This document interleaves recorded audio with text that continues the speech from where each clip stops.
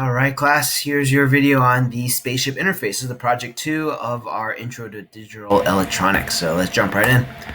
All right, so here's today's project. We're going to do a little bit of programming with the circuit. So all these components should look familiar at this point.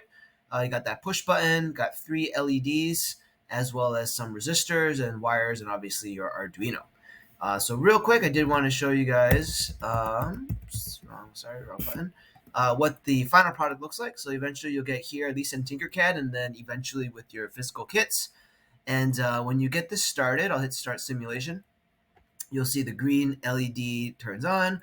When I push the button down, the red LEDs flash back and forth. As soon as I let go of the button, it turns back to green. Okay, so you're a relatively simple program, but let's walk you through kind of the steps here. So first off, we're going to deal with something called digital inputs. So as mentioned before, digital means either on or off, high or low. It's a binary state, meaning there are only 2 options for it. And we're going to use a command here called digital write. All right, so you see that right here, digital write. Anytime you use digital write, that means you're plugging something in that's either going to be on or off. Okay.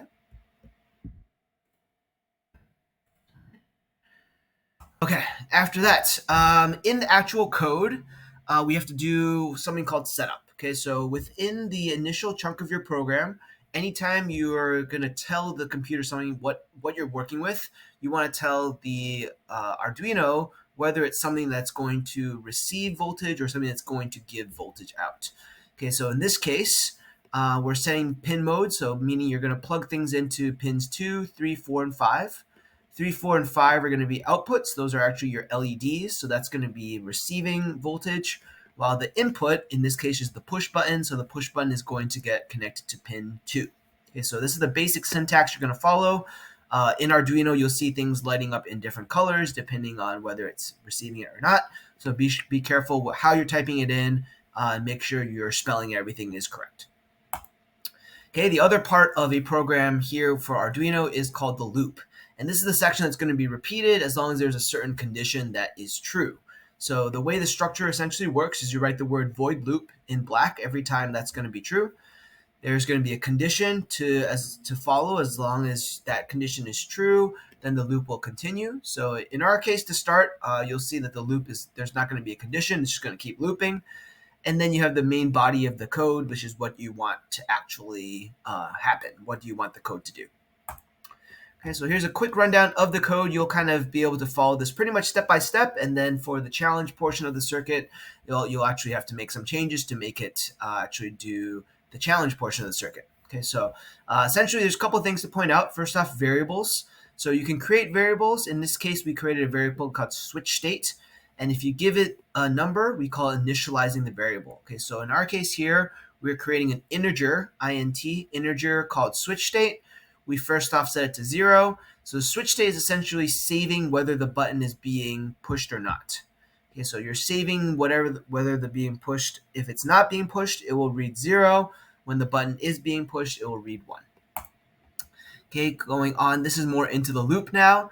So the basic structure here is comparing whether or not the switch state is pressed.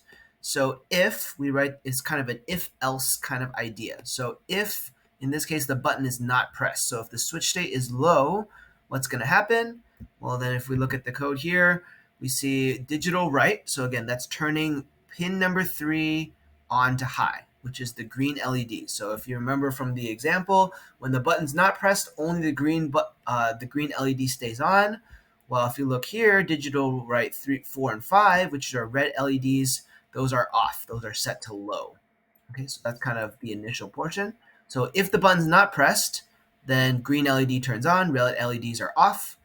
While else, so else means if the button is pressed, right? It's the opposite of what the if condition was here. So else, what's going to happen? Well, digital write 5 is going to turn on high. 3 and 4, shown here, are going to be off. So the green LED will be off. One of the red LEDs are off. The other one turns on. And then delay essentially means you're going to hold whatever the previous command is for a certain amount of time. So in this case, it's measured in milliseconds, so it'll be 250 milliseconds. So if you want to change the time, this is the place to do it. You change that number. If you make it a smaller number, it'll hold it for a shorter period of time. If you make it longer, then it'll hold it for a longer period of time. And then notice here, we switch it to the other direction. So 4 turns on, 5 turns off. And then essentially, as long as the button is pressed, these two things will flip on back and forth.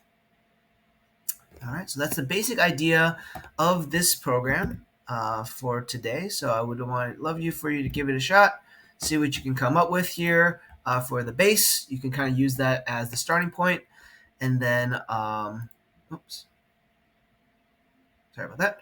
And then the other thing to remind you of is make sure you're using the correct resistors. So double check the codes there. There's a little cheat code for you to work off from. Today, you should mainly be using the 220 ohm for the LEDs. The 10K ohm is for your button, push button. And so quick recap, if you haven't already, make sure you get those notes done in Schoology, the guided notes. As I showed you, you have the Tinkercad version that I just showed you with the two LEDs flipping back and forth. Switch that to 100 milliseconds, so kind of just what I showed you earlier. Change the time so it's blinking a little bit faster. And then your challenge circuit for today, which is what you should try to complete, is adding a third LED. So adding one more red LED here, and when it flips back and forth, it'll flip between 3 red LEDs before switching back to the green LED. All right, best of luck. Let me know if you need any help.